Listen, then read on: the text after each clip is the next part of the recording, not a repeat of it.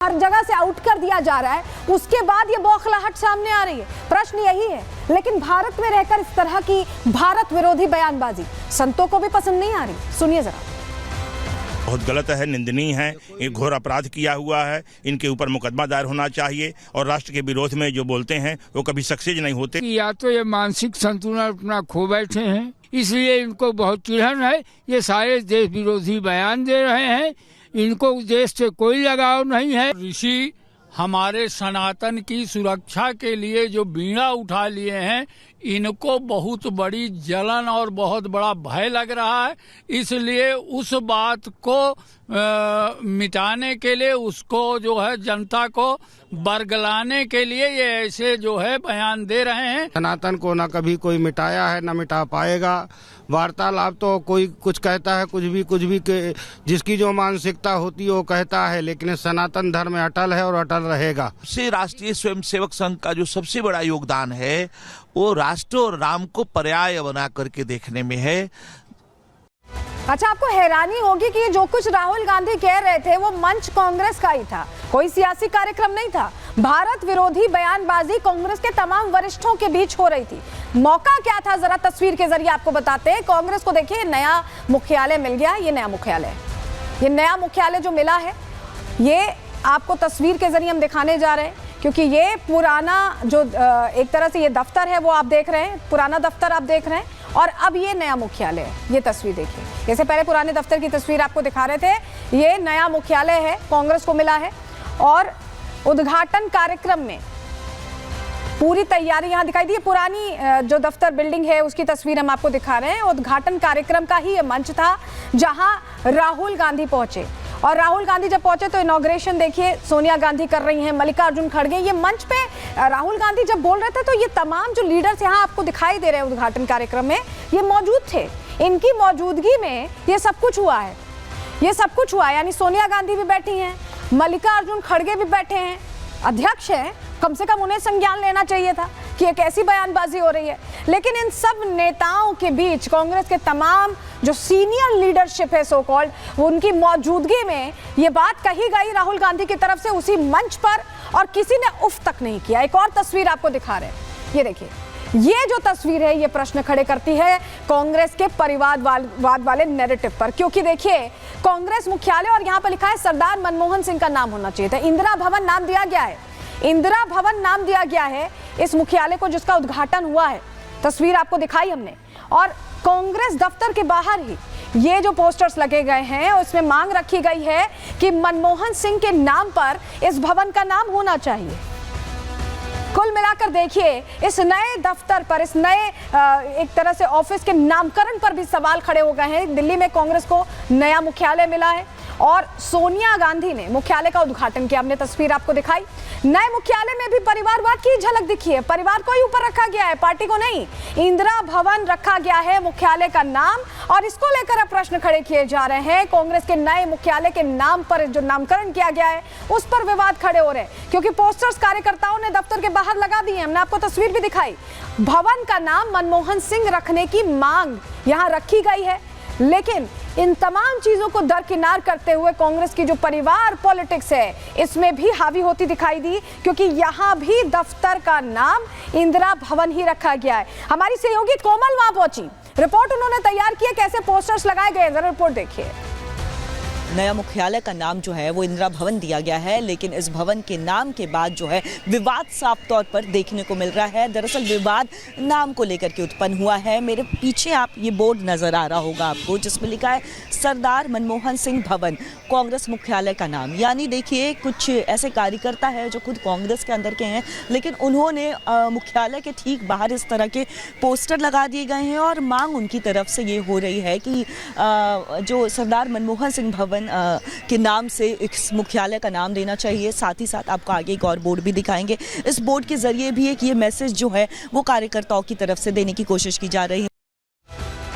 देखिए, सवाल अब पूछे जा रहे हैं। जब कार्यकर्ताओं ने ही यहाँ प्रश्न खड़े कर दिए तो बीजेपी भी प्रश्न पूछ रही है। बीजेपी ने कांग्रेस पर निशाना साधा है। बीजेपी ने प्रधानमंत्री की उपेक्षा का आरोप लगाया, पूर्व प्रधानमंत्री मनमोहन सिंह की उपेक्षा का आरोप लगाया है। कांग्रेस ने मनमोहन के सम्मान पर गंदी राजनीति की।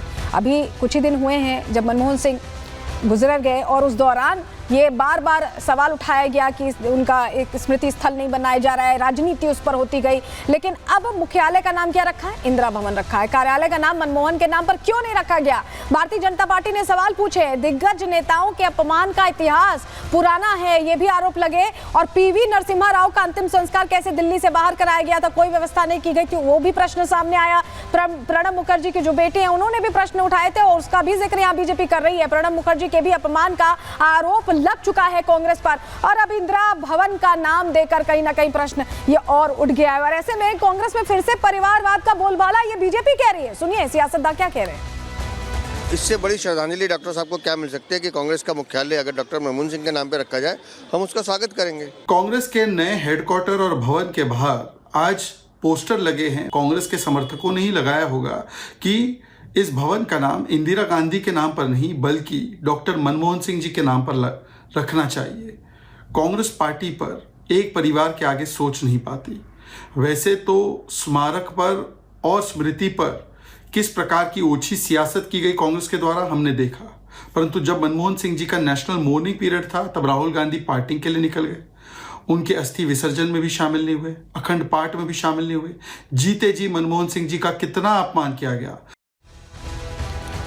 अब बीजेपी तो सवाल पूछ रही है लेकिन कांग्रेस का कोई भी नेता जवाब नहीं दे पा रहा है। लेकिन एक बात आपने गौर की होगी कि चुनावों से ऐन पहले जो एक आदत रही है राहुल गांधी की, कुछ ना कुछ शिगुफा छोड़ देते हैं, उसका असर चुनावों में होता है। वही होता है इस बार भी दिख रहा है, क्योंकि अब तो दिल्ली चुनाव है और ये बयान ऐन दिल्ली चुनाव के पहले आ गया। ऐसे में कांग्रेस के लिए फिर से आफत बन गए हैं राहुल गांधी।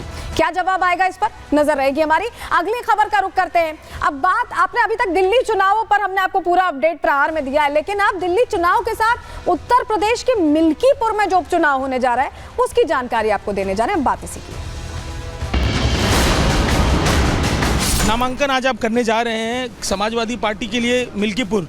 पिछली बार के चुनाव की तरह इजी रहेगा कि कैसा रहेगा? समाजवादी पार्टी यहाँ पे बहुत बड़े अंतर से चुनाव जीतने जा रही है। कल भारतीय जनता पार्टी ने प्रत्याशी अपना घोषित किया है। यहाँ समाजवादी पार्टी मिल्कीपुर उपचुनाव बहुत बड़े अंतर से जीतने जा रही है। क्या मुद्दे मिल्कीपुर में, आपके मुद्दे क्या? सबसे बड़ा है विकास का।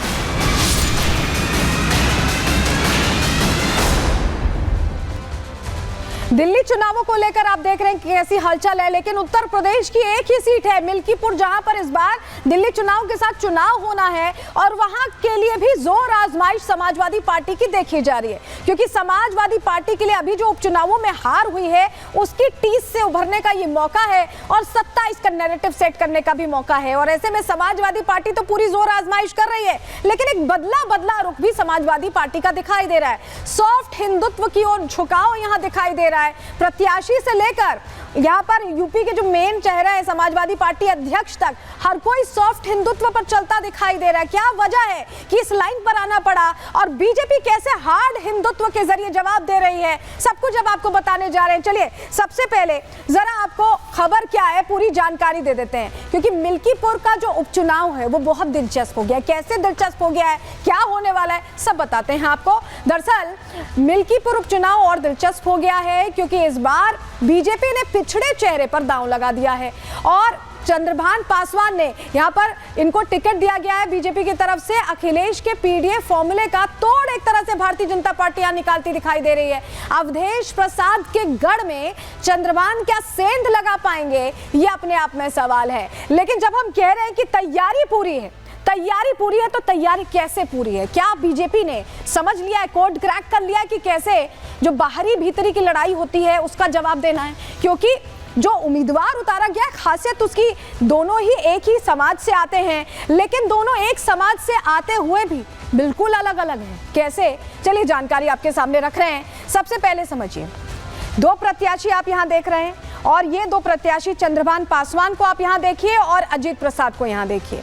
लेकिन सालों से मिल्कीपुर में राजनीति कर रहे हैं चंद्रभान पासवान। वहीं अजीत प्रसाद की बात करें तो अवधेश प्रसाद के पुत्र हैं और जिस तरह की जीत हुई है अयोध्या से, वहाँ इनको मौका दे दिया गया है। सपा को लग रहा है कि फॉर्मूला हिट हो जाएगा। लेकिन भाजपा जिला कार्य समिति के सदस्य रह चुके हैं, आपको बताएं, चंद्रभान पासवान। और वहीं इधर अगर अजीत प्रसाद की बात करें तो जगदीशपुर से टिकट देकर वापस इनसे ले लिया गया था, लेकिन अब फिर से भरोसा जताया गया है। वहीं बीजेपी की प्रत्याशी उनकी पत्नी कंचन रुदौली से 2 बार जिला पंचायत सदस्य रही है। बार बार ये आरोप रखते रहे हैं, ये आरोप लगाए जा रहे हैं सपा की तरफ से कि चंद्रभान दरअसल वहां के नहीं है, मिल्कीपुर के नहीं है। लेकिन उनकी पत्नी रुदौली से 2 बार जिला पंचायत सदस्य रही, बिल्कुल बगल में है। और ऐसे में अब वो मिल्कीपुर में एक्टिव तब से ही हो गए थे जब से रुदौली उनकी पत्नी संभालने लगी। ऐसे में जिला पंचायत सदस्य चुनाव भी अजित प्रसाद हार गए थे। ये जानकारी बहुत महत्वपूर्ण हो जाती है। टक्कर कैसे देखिए जरा। पासी समाज से आते हैं चंद्रभान, वहीं अजित प्रसाद भी पासी समाज से ही आते हैं। बस फायदा इनको ये है कि इनके पिता फैजाबाद से सांसद हैं।